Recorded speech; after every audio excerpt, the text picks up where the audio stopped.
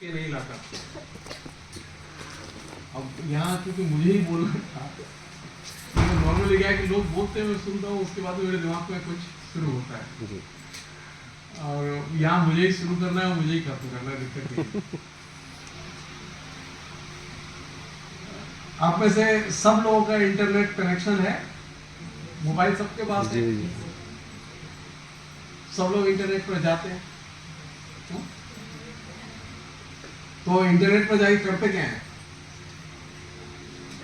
कोई भी लड़की एक बार खड़े होकर बताए, कुछ भी बताए, डरो मत। हाँ जो है मैं बहुत काम की चीज बताऊंगा, आपके काम की बहुत मदद करेगी आपको।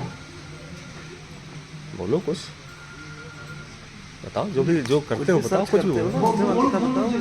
फटाफट बोलो। Sir, according to related to the study, अच्छा, और food खुल के बोलो तुम। ये मान के चलो कि ये सब तुम्हारे क्लासमेट हैं। sir, Hello. food purpose, making different type new of food auditorium में आ items, जाओ, जहाँ ये मेरी Okay. क्लासेस चलती है dance and other activities like gaming and extra knowledge. कुछ लिखती भी हो? Yes, sir. हाँ सर इंटरनेट पे यहाँ पर देखा जाए कि व्यवहारिक तौर पे हमने भावनात्मक से गुंजित हुई आवाज़ों को सर्च करके भावनात्मक से रिलेटेड कि क्या और खोजे क्या अन्वेषण करते हुए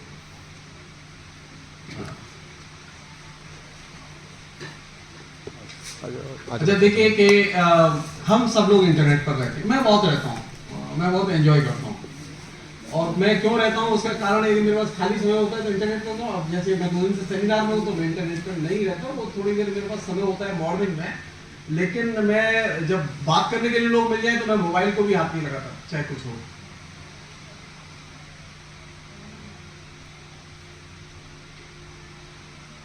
क्या करें हम लोग? मोबाइल को हाथ में लगाएंगे। इंटरनेट पर जब हम लोग जाते हैं तो क्यों जाते हैं, क्या करें हम लोग?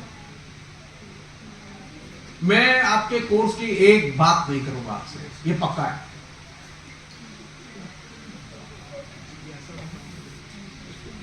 इंटरनेट मेरे लिए, आपके लिए, हम सब के लिए एक रोचक गतिविधियों का एक तरह से मंच है। वो लड़की ने कहा वो क्या क्या करती है, देखो वो डांस, खाना और भी बहुत सारी चीज, पाठ्यक्रम और भी बहुत सारी चीजें हैं जो लोग करते हैं।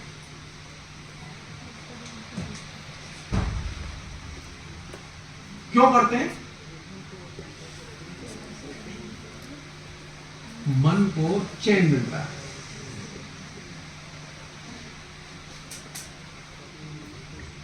मैं इसके नुकसान की बात नहीं करूंगा आज। एक बातचीत में सारी चीजें नहीं करूंगा, लेकिन हम इसलिए करते हैं क्योंकि हमारे मन को चैन मिलता है।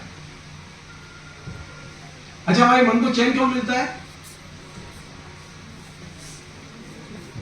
कोई तो वजह होगी। आप जिसे प्यार करते हैं उसे देख के आपको मन को चैन मिलता है। तो आपकी जो रोचक गतिविधियां हैं वे आपको अव्यक्त करने के लिए, आपको सक्रिय रखने के लिए वे मदद करती है। और ये इंटरनेट बहुत ही इजी है, मोबाइल में है, आराम से हर एक के पास में 1-1.5 GB 2 GB डाटा है जिसे वो खर्च करता है। और अगर कोरोना ना आया होता तो ये मोबाइल हाथ में ना आता। मैक्सिमम लोगों के हाथ में, यंग लड़कों के हाथ में, लड़कियों के हाथ में मोबाइल आया तब जबकि कोरोना आया, क्योंकि उसने ये जो ऑनलाइन क्लास का जो झंझट शुरू किया, उसने वो क्लासेस तो निकल गई, पढ़ाई लिखाई कैसी हुई ये बताने की जरूरत नहीं है। लेकिन एक काम हुआ कि हमारे हाथ में मोबाइल आ गया और 1 और 1.5 GB डाटा, इसका भुगतान पहले घर में कराना मुश्किल था, अब इजी हो गया है। तो मोबाइल तो लगेगा मम्मी, ये टॉक टाइम तो भरवाना होगा। बस का भाड़ा लेना मुश्किल पड़ता था, अब ये टॉक टाइम प्लस में आप आ गए। और ये जो जगह है, ये जगह एक ऐसी जगह है जहां पर कि ये भी संभव है कि आप इसका दुरुपयोग करें, और ये भी संभव है इसमें आप बेहतर भावनाओं का एक तरह से विकास करें और उनको अव्यक्त करें। इस दृष्टि से अगर आप देखें तो इंटरनेट बहुत पावरफुल मीडियम है। जिसे हम लोग कहते हैं ना कि प्रेम किसे कहते हैं, प्रेम कहते हैं अच्छी भावनाओं के इजहार को। चाहे वो लड़की लड़के से प्रेम करे या लड़की लड़की से प्रेम करे या लड़की माँ से प्रेम करे, जब तक आपकी अच्छी भावनाएं व्यक्त नहीं होती, प्रेम व्यंजित नहीं होता। तो पहला जो रास्ता खुलता है वो ये कि अच्छी भावनाएं हम व्यक्त करना सीखें, बहुत जरूरी है। बहुत बड़ी लड़ाई है ये, आसान लड़ाई नहीं है, क्योंकि हमारी सारी आदतें, हमारा सारा संस्कार, सारा परिवेश बुरी आदतों और बुरे संस्कारों से घिरा हुआ है।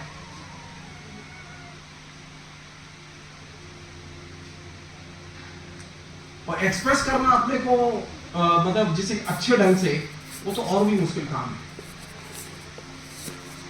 दूसरी चीज जो मुझे लगती है वो ये कि अब देखिए मैं अपना कह सकता हूं, आपकी मैं नहीं जानता, मैं इस शहर में किसी को नहीं जानता था सिवाय सरोज जी के। इनके साथ में मेरा वास्तव में परिचय था। बाकी यहाँ जितने भी लोग हैं सबसे मेरा जो परिचय है वो इंटरनेट के जरिए है, वो वर्चुअल था। तो इंटरनेट का एक दूसरा बड़ा डायमेंशन यह है कि वह अपरिचित को परिचित बनाता है। वो जो आपका फेसबुक फ्रेंड है, वो आपका इंस्टाग्राम फ्रेंड है, वो आपका व्हाट्सएप फ्रेंड है, इसमें ज्यादातर वे लोग हैं जो कि परिचित नहीं। और जब ऐसे जो परिचित हैं वो जब इंटरनेट पर मिलते हैं तब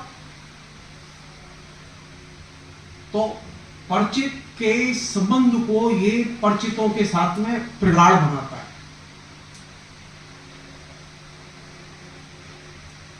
मैं अपने साथ हुई दुर्घटना बता रहा हूं। कुछ दिन पहले हुआ ये कि मेरे अचानक मोबाइल से सारे नंबर गायब हो गए। अब मैं बड़ा परेशान और मेरी समझ में नहीं आया। मैंने फेसबुक पर देखा कि भाई मेरे दोस्तों के नंबर गायब हो गए हैं। तो अब मेरा संकेत साफ था कि जिन्हें मैं फिजिकली आइडेंटिफाई कर चुका हूं, जो मेरे दोस्त हैं, तो मुझे अपने नंबर भेज दें। अब वहां मुसीबत यह हुई कि जो फिजिकली आइडेंटिफाइड दोस्त थे उन्होंने तो नंबर नहीं भेजे, जो बकवास दोस्त थे, जो अपरिचित थे, उन सबके नंबर आ गए। अच्छा, एक में नंबर नहीं भेजा मुझे। अब मैं तो मेरे काटो तो पूछने वाली स्थिति, मेरे पास किसी का नंबर ही नहीं। अब किसी का नंबर आए तो पहले पूछा था कि पहले अपना परिचय तो बताइए। अरे बोले अब आप परिचय बताने की जरूरत पड़ेगी हमको। अच्छा, वो हर एक पड़ा हुआ है।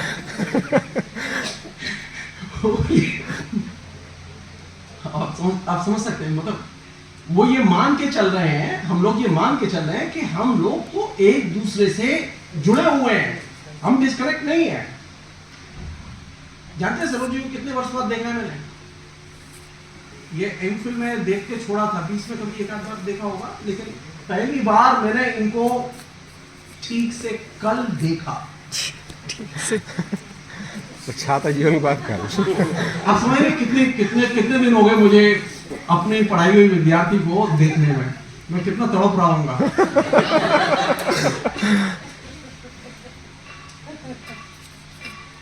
कनेक्टेड है हम लोग। मुझे मालूम पड़ा कि अचानक ये फेसबुक पर है और मेरे दोस्त हैं, तो इन्होंने व्हाट्सएप से अपना नंबर भी मुझे दे दिया, सब ठीक था। लेकिन वही दुर्घटना हुई जो नंबर गायब इनका नहीं हुआ। परिचित को प्रगाढ़ता में बदलना।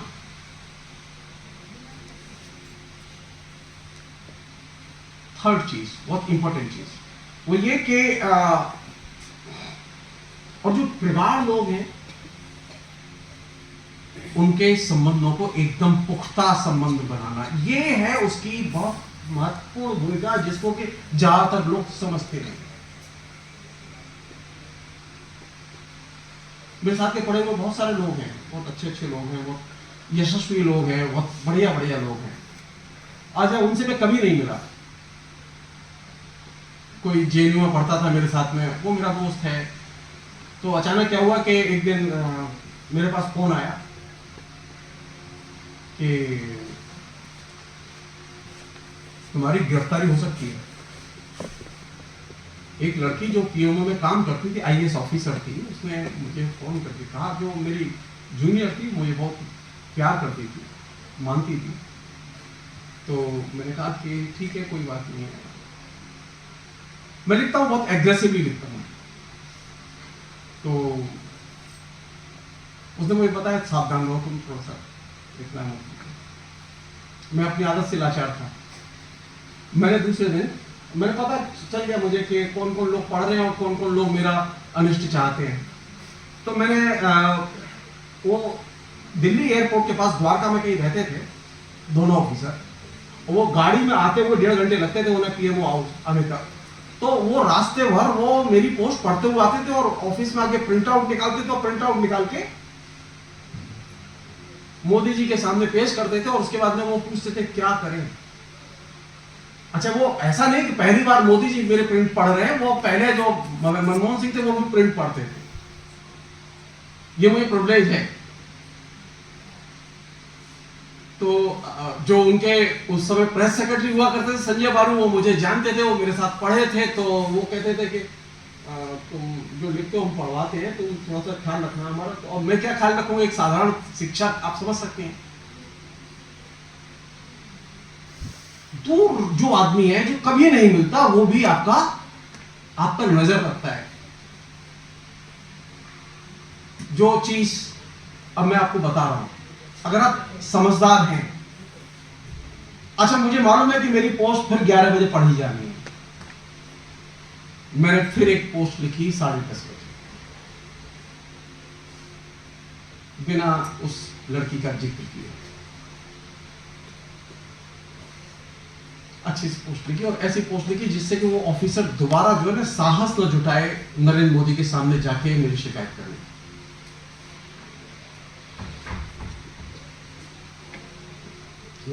पढ़ी पोस्ट, उसने कहा यार जगदीश्वर के हाथ बड़े लंबे, उसे तो सब मालूम है यार, हम लोगों ने कल डिस्कस किया, उसे पता है। इसका मतलब कोई हमारे ऑफिस में ही है जो आदमी उसके लिए काम करता है। अब वो डर गए। नहीं, अब हम बात नहीं करेंगे इस विषय में। उस लड़की ने रात को फिर फोन किया,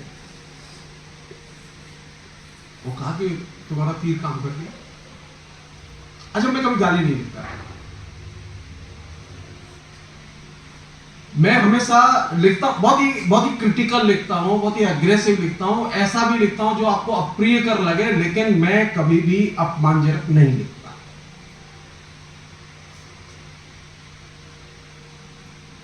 डेमोक्रेसी की शर्त है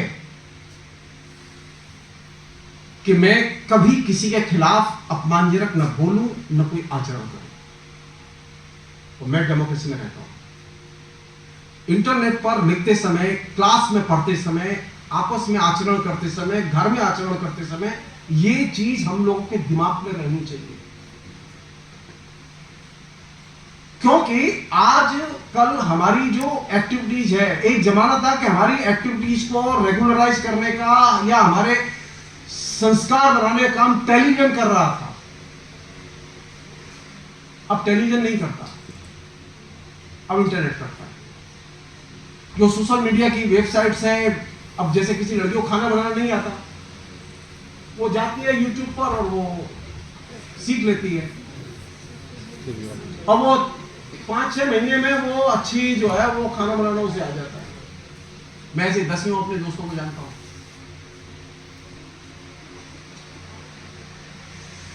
सोचिए, जो काम उसकी माँ ने नहीं किया, जो काम उसकी सास ने नहीं किया, वो काम यूट्यूब में करती है। तो हमारे आधुनिक इस दौर के संस्कार, आदतें, एटीट्यूड्स निर्मित करने में इंटरनेट की बहुत बड़ी भूमिका है। ये चीज हम लोगों को दिमाग में रखनी चाहिए। अब एक अन्य चीज वो ये कि रामायण सब लोगों ने पढ़ी है, आप लोगों ने?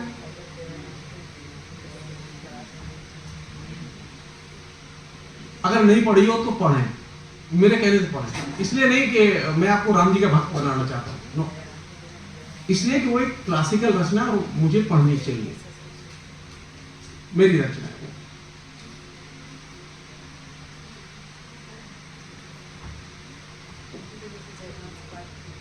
एक बहुत ही सामान्य सी चीज है लेकिन महत्वपूर्ण चीज है, सीखने लायक। वो सीखने लायक ये है कि रामायण में दो परिवार है, एक दशरथ का परिवार है और एक राम जी का परिवार है। बैठ जाओ। दशरथ का जो परिवार है उसके पुत्र राम है, दशरथ की कई रानियां भी हैं, दशरथ के और भी कई पुत्र हैं, राम की एक ही रानी है। अब पूरी रामायण पढ़ जाएगी, तुलसीदास की सहानुभूति किसके साथ है? राम के परिवार के साथ है या दशरथ के परिवार के साथ?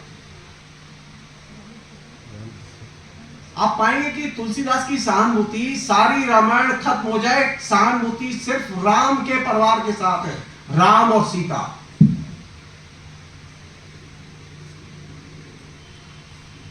क्या सीखूं मैं इससे? आप सोचिए 500 साल पीछे, 500 साल पहले एक लेखक हिंदी का किस बात पर जोर दे रहा था? वो इस बात पर जोर दे रहा था कि मुझे एकल परिवार बनाना है। वह जमाना था जबकि एकल परिवार नहीं था, संयुक्त परिवार हुआ करते थे।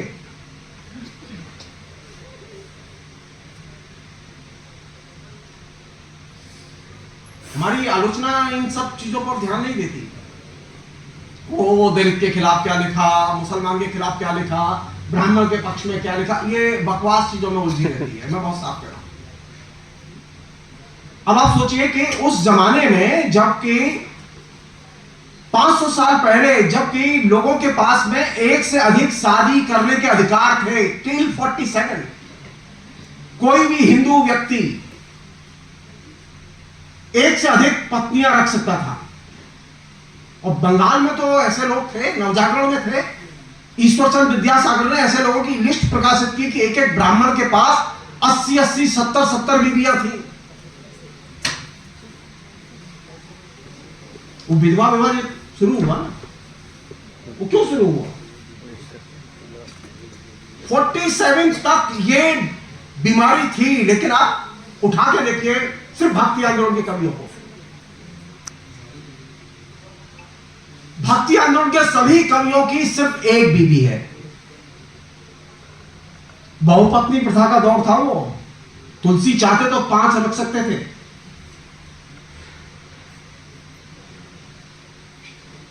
दक्षिण भारत के आलवार संतों से लेकर और उत्तर भारत के कबीर, दादू, रैदास, तुलसी, इन सब कवियों तक जो भक्ति आंदोलन के कवि हम पढ़ाते हैं रचनाओं में, एक निष्ठ परिवार,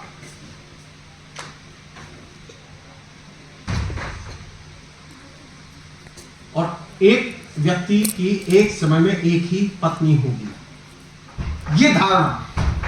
अब आप सोचिए कि 2000, आज से 2000 वर्ष पहले सबसे पहले आलवार संतों ने सोचा इस पर, और वहां से वो चीज चली दक्षिण भारत से, और उसका इंपैक्ट यहां के भक्त कवियों पर भी था। कोई इंटरनेट नहीं था, कोई किसी किस्म का कम्युनिकेशन नहीं था, यहां तक कि वे लोग भाषा तक नहीं जानते थे एक दूसरे को। तो साहित्य पढ़ते समय, क्लासिकल रचनाएं पढ़ते समय क्या चीज सीखें, यह बहुत जरूरी है। तुलसीदास की महानता इसमें नहीं है कि उन्होंने रामचरितमानस लिखी, एक ऐसी रचना लिखी जो कि सबके गले का कंठहार बन गई। ऐसी कोई भी व्यक्ति लिख सकता है रचना। सवाल ये नहीं, सवाल दृष्टिकोण का है। वो दृष्टिकोण अपने आप में बहुत मूल्यवान था, जिसमें कि वो एक निष्ठ परिवार और एक ऐसे परिवार के प्रति सहानुभूति, वो चाहते तो दशरथ के प्रति सहानुभूति पैदा कर सकते थे, लेकिन वो रचना में दशरथ के प्रति सहानुभूति पैदा होती ही नहीं है। खोल देना, बोतल खोल देना। तो जब मैं महाकाव्यों को पढ़ने जाऊंगा तो महाकाव्यों को पढ़ते समय मुझे एक चीज का ख्याल रखना होगा कि मैं उनसे क्या ग्रहण करता हूं या उनमें से क्या निकालता हूं। एक और चीज देखिए, आपने गाय और बछड़े को कभी एक साथ देखा है? अगर नहीं देखा हो तो मेरे कहने से एक बार देखिए, और देखा नहीं हो तब भी एक बार देखिए मेरे कहने से। गाय अपने आप कभी अपने बछड़े को दूध नहीं पिलाती। बछड़े को अगर जरूरत है वो आएगा, जब तक वो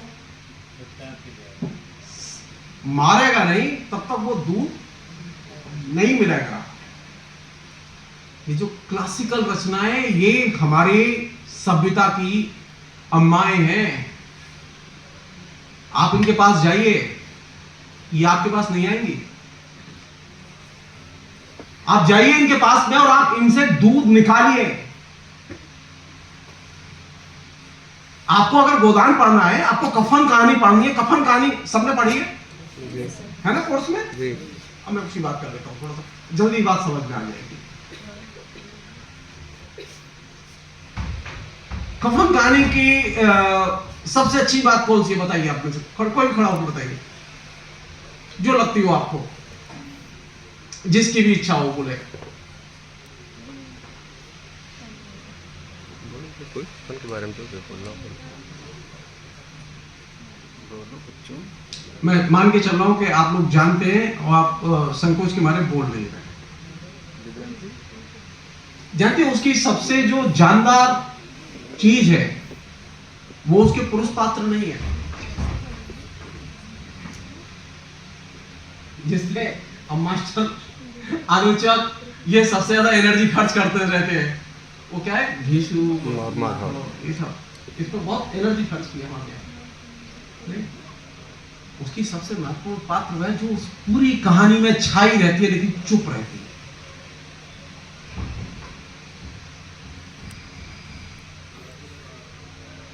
क्या करूं, कैसे पढ़ूं मैं?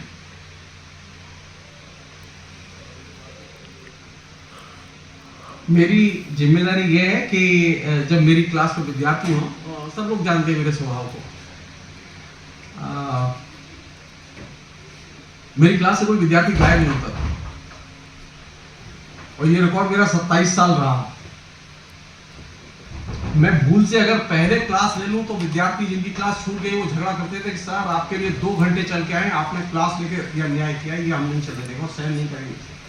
प्रोटेस्ट करती थी लड़कियां और लड़के। अच्छा, मैं उनकी परेशानी जानता था कि उनको 2 घंटे से चल के आए मेरी क्लास के लिए।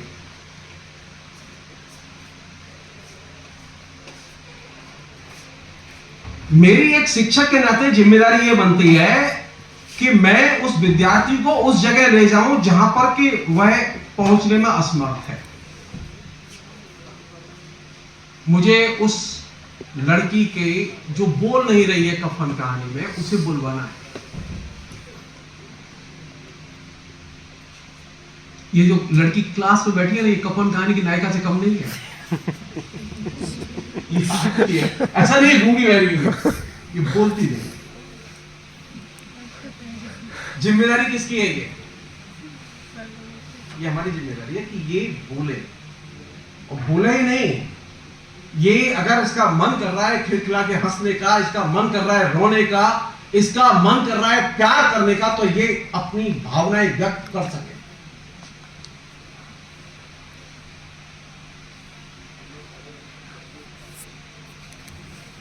वो प्रेमचंद जो मैसेज देना चाहते हैं वो तो हम पकड़ ही नहीं रहे। हम तो पकड़ रहे घी सुमा दो, घी सुमा दो, घी सुमा दो, गरीबी। अरे भैया, वो गरीबी घी सुमा दो को थोड़ी देर के छोड़ दो। एक और चीज है जो कि बहुत ही जरूरी चीज, महाभारत की कहानी सब लोगों ने पढ़ी है, कोई ये नहीं कहेगा कि हमने नहीं पढ़ी है। कहानी शुरू होती है वही पुरुष पात्रों से, वो राजा, वो जमीन, वो जुआ, वो द्रौपदी। अब पुरुष पात्रों को केंद्र में रखने की बजाय स्त्री पात्रों को केंद्र में रख दीजिए। उसी तरह रामायण में पुरुष पात्रों को केंद्र में रखने की बजाय स्त्री को केंद्र में रख दीजिए, और क्लास में इन लड़कियों को केंद्र में रख दीजिए, और शिक्षकों में इनको निकाल दिया, मेरे जैसे लोगों को सबको निकाल दिया और इनको केंद्र में रख दीजिए। अभी आदत हमारी क्या पड़ गई है, वो प्रिंसिपल साहब है ना, उनका बड़ा महत्व है, तो इनका महत्व नहीं है, इनका बड़ा महत्व है। ये बहुत धाकड़ चीज, पुरुष है ना। और सबसे जो मुझे आप बोलेंगे मैं घंटों बहुत धारावाहिक बोल सकता हूँ, और कोई लड़की यहाँ आएगी या यही आएगी तो ये छोटा छोटा टुकड़े टुकड़े में बोलेंगी, धीरे धीरे बोलेंगी, अटक अटक के बोलेंगी, और फिर हमें क्या, बोलना नहीं आता है इनको। बोलते तो ये है, वो बोलने का भी कंडक्ट कर रहे थे तो। स्त्री जब बोलती है तो काम की बात है, वो छोटे छोटे वाक्यों में बोलती है, वो धारावाहिक नहीं बोलती कभी। कई बार वो बोलती नहीं है, वो अपनी भंगिमाओं से सिर्फ कम्युनिकेट करती है कि वो क्या चाहती है। अच्छा, हमने क्या किया है कि हमने इसे देखना ही बंद कर दिया।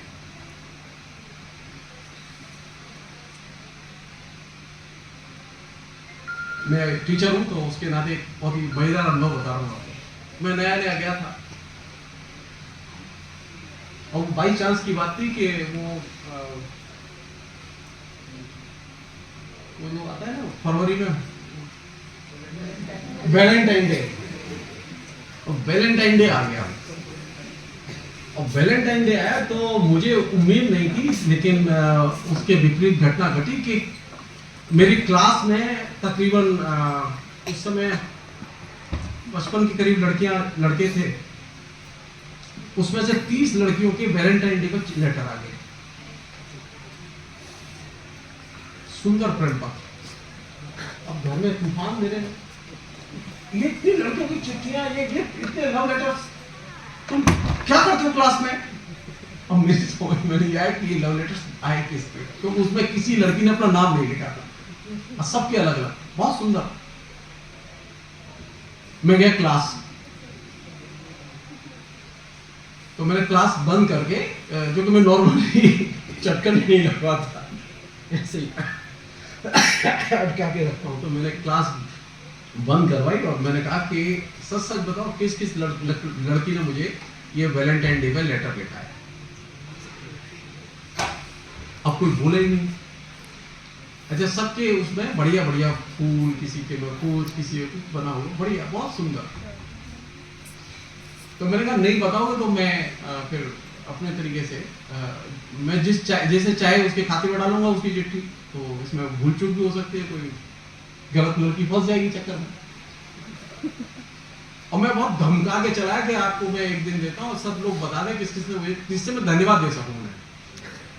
अच्छा, धन्यवाद देने के लिए कोई राजी नहीं, तो एक लड़की साहस करके, मतलब कैसे बर्फ पे गलती है बता रहा हूँ, मैं क्लास करके चला आया, मैं स्टाफ रूम में आके बैठा तो एक लड़की पीछे से आई, बोली सर हमने आपको लव लेटर लिखा, तो बताइए क्या करेंगे आप? तो हमने कहा आप ये बात हमसे जो यहाँ कह रहे हैं ना, ये आप क्लास में खरीद गई बस।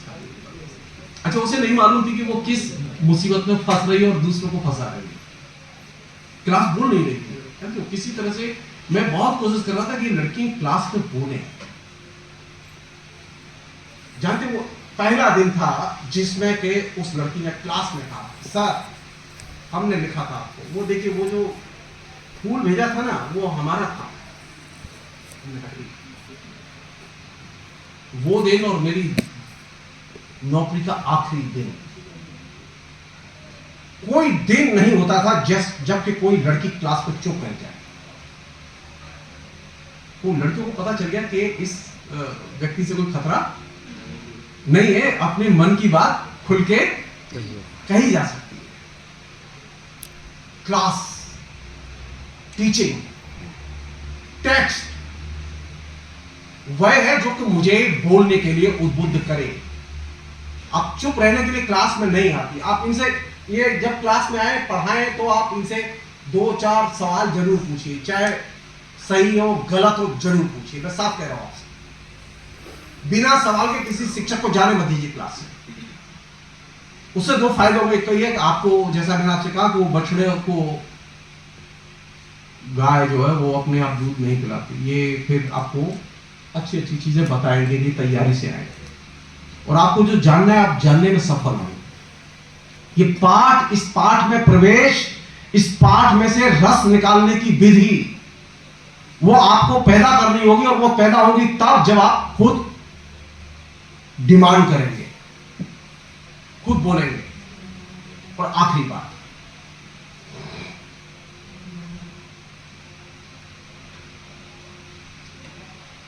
एक अच्छा ये बताइए, स्मार्टफोन किस किसके पास है? सबके पास। अच्छा, स्मार्टफोन की क्या खूबी है जरा बताइए।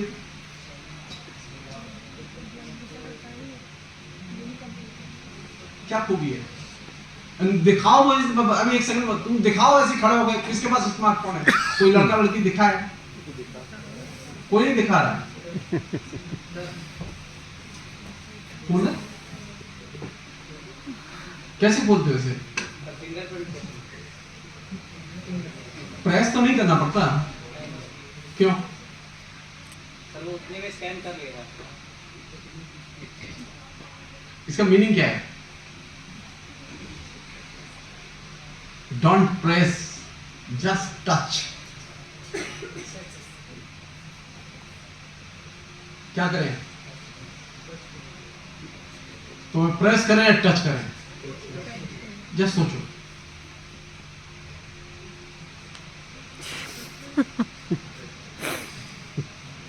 तुम मेरे करीब तब आओगे जब मैं तुम्हें प्रेस करूंगा।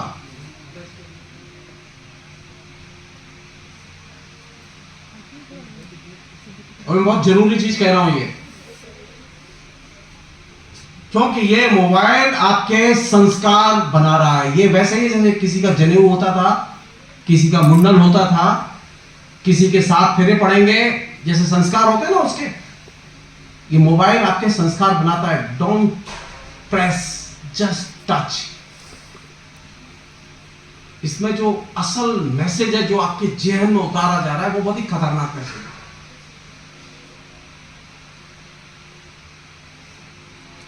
क्या हो गया है? वही टीचर, वही शहर, वही अखबार, वही रेडियो, वही टेलीविजन, वही प्रधानमंत्री, वही मुख्यमंत्री, वही माता और वही पिता, वही दोस्त। क्या करते हैं हम लोग? जैसे आप दो बहुत अच्छे दोस्त हैं, अब वो अचानक मालूम पड़ा कि वो बीमार पड़ गए, क्या बीमार पड़ गया लड़का, तो आप अधिक से अधिक क्या करते हैं? आप बेचैन है, वो नहीं आ रहा है, तो आप करते क्या? फोन करके पूछ लेते हैं। तो मालूम पड़ा कि मैं, उसने कहा मैं बीमार हूं, तो ठीक है, अब ठीक है हो जाओ तो आ जाना।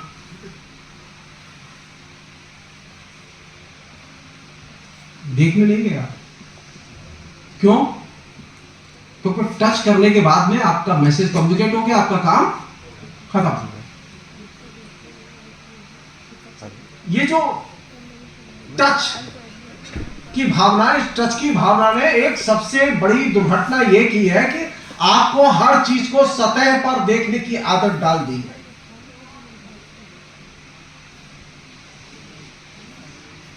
जरूरी से जरूरी, महत्वपूर्ण से महत्वपूर्ण चीज के प्रति आप एकदम संवेदनहीन होकर आप रिएक्ट करते हैं।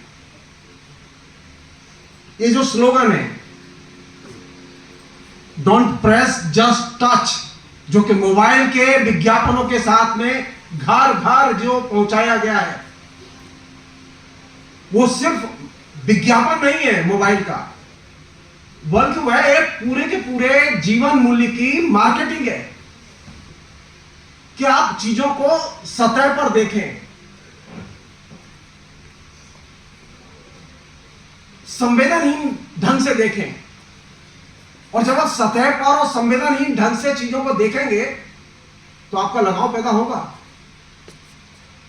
नहीं, आपका कभी लगाव पैदा नहीं। अगर आपके दोस्त के बारे में, आपकी सहेली के बारे में आपको पता चले कि वो सहेली आपकी बीमार है, जाके घर देखिए पहले उसे, पता चलेगा आप कितनी अच्छी सहेली है। तो हमारा अधिक से अधिक प्रेम कहां तक जाता है? अभी एक बार मोबाइल कर लेते हैं, पूछ लेते हैं कैसी है वो। नहीं, मुझे ऐसी कल्चर, मुझे ऐसे संबंध, मुझे ऐसी समझ जो सिर्फ सतह पर देखने के लिए तैयार करती हो, मुझे नहीं चाहिए। मुझे एकदम जीवंत अपनी सहेली चाहिए, जीवंत अपना दोस्त चाहिए, जिसे मैं जाके वेरीफाई कर सकूं, देख सकूं कि वो बीमार है। मैं वेरीफाई कर सकूं कि मेरा शिक्षक क्लास में आता था, वो अचानक गायब कैसे हो गया। हमारे अंदर कभी बेचैनी अब क्यों नहीं पैदा होती?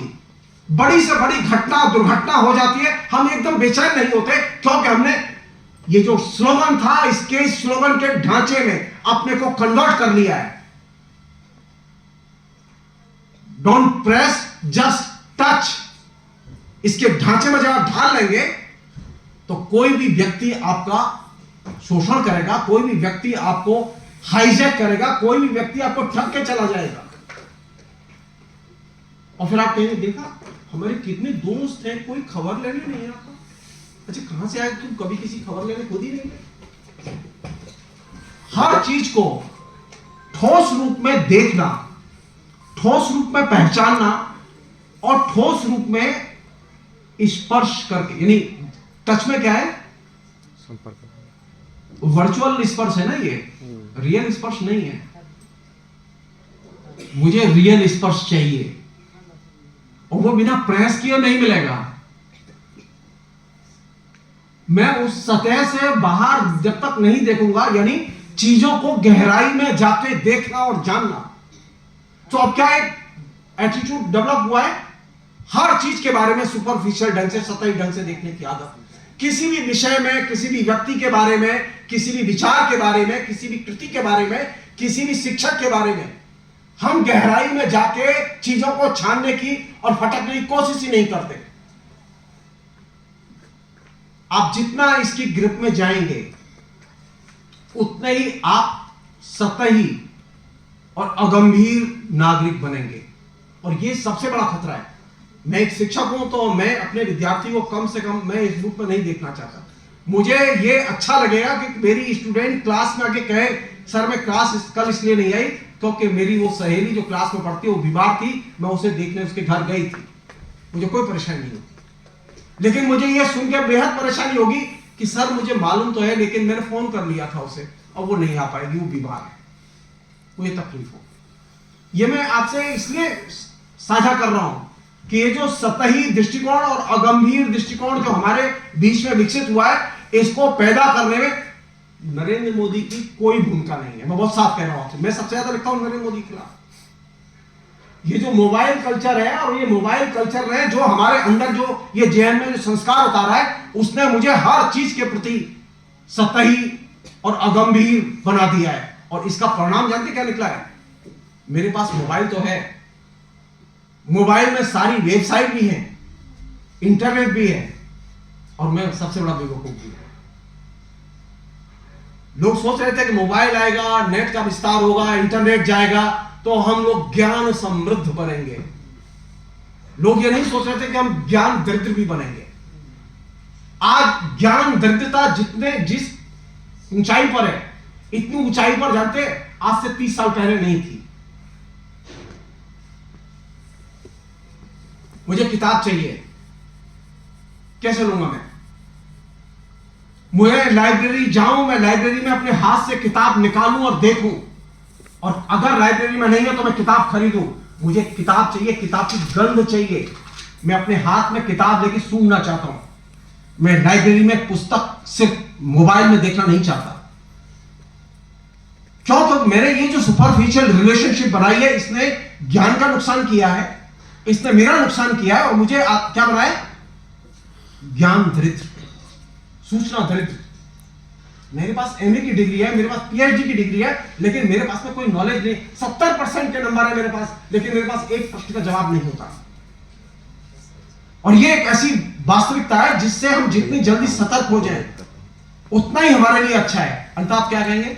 सर ने पढ़ाया तो बहुत था, लेकिन काम की बात नहीं बताई, पता नहीं क्या हमसे गलती होगी, नंबर तो इतने आए। अरे मुसीबत आपके हाथ में है, आप सिर्फ थोड़ा सा सतर्क हो जाइए। और सतर्क होने का मतलब क्या है? आप सिर्फ चीजों को ठोस रूप में जानना, उनसे इंटरेक्ट करना, संपर्क करना और ठोस रूप में उसको ग्रहण करना, ये सीखिए। सुपरफिशियल ढंग से जो ग्रहण करने की आदत है, इससे अगर हम लोग निकल जाएं, हमारा बहुत बड़ा होगा। बहुत बहुत शुक्रिया, थैंक यू।